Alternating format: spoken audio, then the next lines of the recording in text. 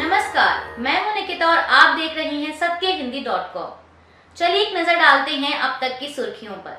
कोलकाता के RG Kar medical college में trainee doctor की रेप और हत्या के मामले में सुप्रीम कोर्ट ने स्वतः संज्ञान लिया है। घटना का संज्ञान लेने वाली मुख्य न्यायाधीश DY चंद्रचूड़ की अध्यक्षता वाली बेंच ने आज मंगलवार को सुबह 10:30 बजे सुनवाई के लिए मामले को वाद सूची में सबसे ऊपर रखा है।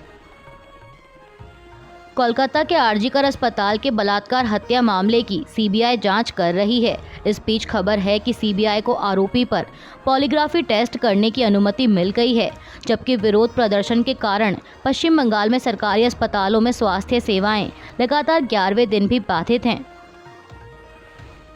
झारखंड के पूर्व मुख्यमंत्री चंपई सोरेन के भाजपा में जाने की अटकलों के बीच झारखंड सरकार में मंत्री बन्ना गुप्ता ने कहा कि आज भाजपा झारखंड के लोकतंत्र को प्रयोगशाला बनाकर लोकतंत्र को लूटना चाहती है। हम इंडिया गठबंधन के लोग इस लूट के खिलाफ मजबूती से खड़े हैं। हम लोकतंत्र की हत्या नहीं होने देंगे। उन्होंने कहा कि मुख्यमंत्री हेमंत सोरेन को बिना किसी कारण के जेल भेज दिया गया। उन्हें जेल भेजने का मुख्य उद्देश्य किसी तरह सत्ता पर कब्जा करना था, लेकिन वे कब्जा नहीं कर सके और हमने लोकतंत्र को बचा लिया। भाजपा के लोग तोड़फोड़ करने में माहिर हैं, लेकिन झारखंड की जनता पीठ में छुरा घोंपने वालों को कभी पसंद नहीं करती। जिस तरह से वे चंपई सोरेन को फंसाकर अपने पक्ष में करने की साजिश कर रहे हैं, वे इसमें कभी सफल नहीं होंगे। हम सब मिलकर इस सरकार को चलाएंगे। यह सरकार जनता की सरकार है, जनता द्वारा जनता के लिए चुनी गई है। लोग हमारे काम से खुश हैं। आने वाले समय में जनता फिर से हमारी पूर्ण बहुमत की सरकार बनाएगी। मेघालय विधानसभा में नेशनल पीपल्स पार्टी के विधायकों की संख्या बढ़कर 31 हो गई है, क्योंकि कांग्रेस के 4 में से 3 विधायक सत्तारूढ़ पार्टी में शामिल हो गए। यानी अब तक जहां NPP, UDP और भाजपा जैसी अन्य पार्टियों के साथ गठबंधन की सरकार में है, तो वहीं अब 60 सदस्यीय विधानसभा में NPP ने अपने दम पर बहुमत हासिल कर लिया है। साथ ही बता दें कि विपक्षी कांग्रेस के पास अब केवल एक ही विधायक हैं, जो विपक्ष के नेता भी हैं। वरिष्ठ नेता शरद पवार की पार्टी ने कल सोमवार को दावा किया कि महाराष्ट्र का सत्तारूढ़ महायुति गठबंधन शिंदे की शिवसेना BJP और अजीत पवार की NCP के बीच आंतरिक फूट के कारण राज्य में होने वाले विधानसभा चुनाव से पहले ही टूट जाएगा। दरअसल आपको बता दें कि शिवसेना नेता रामदास कदम ने PWD मंत्री और BJP नेता रविंद्र चौहान की आलोचना करते हुए मुंबई गोवा राजमार्ग की खराब स्थिति को लेकर उन्हें एक बेकार मंत्री करार दिया था। वहीं उप मुख्यमंत्री अजीत पवार के काफिले को BJP कार्यकर्ताओं द्वारा काले झंडे दिखाए गए। अब इन्हीं चीज़ों को लेकर NCP शरद चंद्र पवार के मुख्य प्रवक्ता महेश तापसे ने एक बयान में आरोप लगाया कि महायुति के घटक दलों के बीच कोई समन्वय नहीं है, एक दूसरे के प्रति कोई सम्मान नहीं है और महाराष्ट्र के लोगों के कल्याण के लिए कोई वास्तविक चिंता नहीं है। उन्होंने आगे कहा कि महायुति गठबंधन केवल सत्ता में बने रहने और अपने सदस्यों को कानूनी जांच से बचाने के लिए है।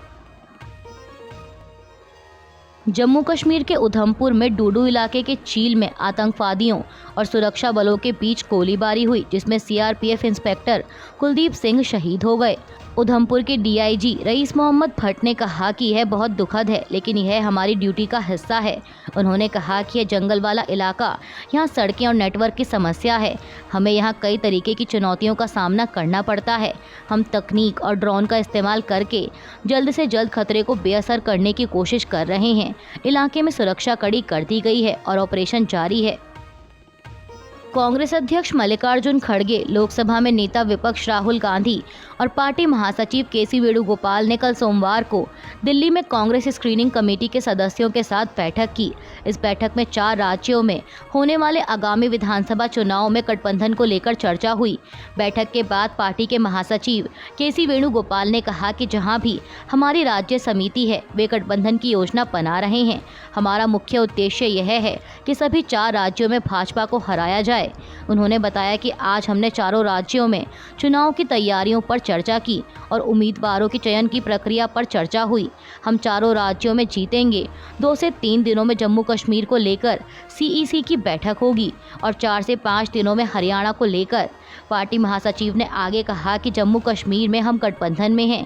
हमारा मुख्य उद्देश्य भाजपा को हराना है। जम्मू कश्मीर में हमें भाजपा मुक्त सरकार चाहिए। हम इसके लिए तैयार हैं और मुझे लगता है कि हर कोई इस दिशा में सोचेगा।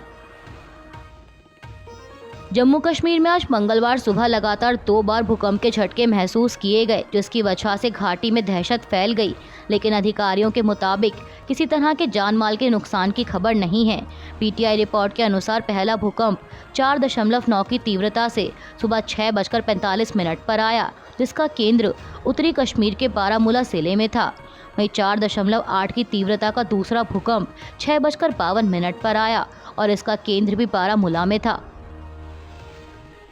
पंजाब के मुख्यमंत्री भगवंत मान ने कल सोमवार को शिरोमणि अकाली दल पर संसद में पंजाब के मुद्दों को उठाने में विफल रहने का आरोप लगाया। उन्होंने कहा कि शिरोमणि अकाली दल हमेशा पंथ के नाम पर वोट मांगता रहा है, लेकिन वह संसद में पंजाब के मुद्दों को नहीं उठाता। एक समारोह की अध्यक्षता करते हुए मुख्यमंत्री ने कहा कि पंथिक और पंजाब समर्थक होने का दावा करने वाले शिरोमणि अकाली दल ने कभी भी संसद में पंजाब से संबंधित मुद्दे नहीं उठाए। दिल्ली की जल मंत्री आतिशी ने मुख्य सचिव नरेश कुमार को सीवर ओवरफ्लो की समस्या के समाधान के लिए 11 वरिष्ठ आईएएस अधिकारियों को जिम्मेदारी देने का निर्देश दिया है। मंत्री ने पत्र में कहा कि प्रत्येक वरिष्ठ आईएएस अधिकारी के साथ जुड़े अधिकारियों की एक टीम सीवर ओवरफ्लो और जल प्रदूषण से संबंधित मुद्दों के अल्पकालिक और दीर्घकालिक समाधान खोजने के लिए फील्ड पर रहेगी। बांग्लादेश में कर अधिकारियों ने कल सोमवार को बांग्लादेश नेशनलिस्ट पार्टी की अध्यक्ष खालिदा जिया के बैंक खातों पर लगी रोक को हटाने का फैसला किया है। पीटीआई की एक रिपोर्ट के मुताबिक बैंकों को 17 साल पहले यानी अगस्त 2007 में इन खातों पर लगी रोक हटाने का आदेश दिया गया था। नवंबर 2024 में अमेरिका में राष्ट्रपति का चुनाव होना है। इस बीच राष्ट्रपति पद की रेस में शामिल डोनाल्ड ट्रंप ने कहा है कि अगर वे इस नवंबर में राष्ट्रपति बन जाते हैं तो वो टेस्ला के मालिक एलन मस्क को कैबिनेट पद या व्हाइट हाउस में सलाहकार की भूमिका दे सकते हैं। मीडिया रिपोर्ट्स के मुताबिक ट्रंप ने पेंसिल्वेनिया में अपने प्रचार के दौरान कहा कि अगर वो चुनाव जीत जाते हैं तो वो इलेक्ट्रिक वाहन खरीद के लिए $7,500 के कर क्रेडिट को समाप्त करने पर विचार करेंगे। उन्होंने कहा कि टैक्स क्रेडिट और टैक्स इंसेंटिव अच्छा आइडिया नहीं है। इसके साथ ही ट्रंप ने टेस्ला के सीईओ एलन मस्क की तारीफ करते हुए कहा कि वो उन्हें अपने कैबिनेट में ज़रूर जगह देंगे। वो बहुत होशियार व्यक्ति हैं। अमेरिका के इंटेलिजेंस अधिकारियों ने कहा है कि अमेरिका के पूर्व राष्ट्रपति डोनाल्ड ट्रंप के प्रचार अभियान को हैक करने के पीछे ईरान का हाथ था। दरअसल हाल ही में डोनाल्ड ट्रंप के प्रचार अभियान की ओर से कहा गया था कि उसके आंतरिक संचार को हैक करने के पीछे ईरानी हैकर्स का हाथ है, लेकिन ट्रंप के प्रचार अभियान के इस दावे को ईरान के अधिकारियों ने खारिज कर दिया था। वहीं अब अमेरिका की खुफिया एजेंसी FBI और अन्य जांच एजेंसियों ने बयान जारी कर इस बात की पुष्टि की है। बयान में कहा गया है कि ईरान ने अमेरिका के चुनाव में लोकतांत्रिक संस्थानों में कलह को बढ़ावा देने और विश्वास को कम करने के लिए हस्तक्षेप करने का फैसला किया था। आगे कहा गया कि ईरान ने सोशल इंजीनियरिंग और अन्य प्रयासों के माध्यम से दोनों राजनीतिक दलों के राष्ट्रपति अभियानों के साथ ऐसा करने का प्रयास किया है। अभी के लिए बस इतना ही। बाकी की खबरों के लिए जुड़े रहिए सत्यहिंदी.com के साथ।